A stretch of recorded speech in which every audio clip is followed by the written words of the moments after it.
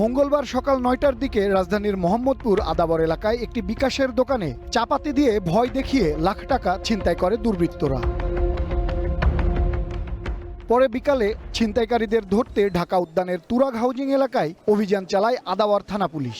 এ সময় তাদের ওপর ধারালো অস্ত্র নিয়ে হামলা করা হয়। এতে আদাবর থানার ওসি ও এক এসআই আহত হন।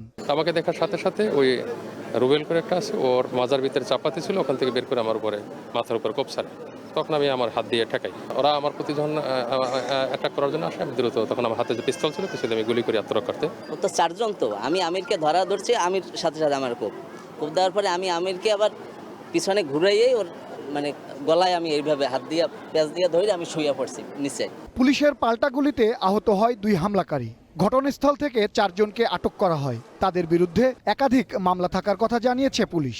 তারা সকালে ঘটনার প্রেক্ষিতে যেহেতু আমরা তাদেরকে চেক করছিলাম, তারা এখান থেকে আরও অন্য কোনো জায়গায় চাঁদাবাজি করার একটা প্ল্যান করছিল।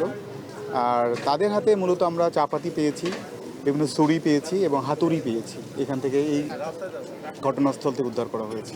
আদাবর থানায়ও মামলা হবে, মোহাম্মদপুর থানায় মামলা হবে, যারা যে থানার জন্য অ্যারেস্ট হবে। ডিএমপি কমিশনার বলেন, চাঁদাবাজ ও ছিনতাইকারীদের বিরুদ্ধে অভিযান চলবে।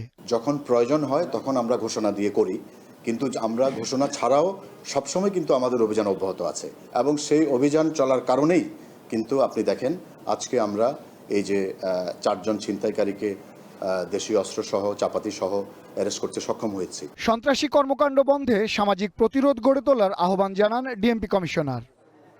সৌরভ নূর, ওয়ান নিউজ, ঢাকা।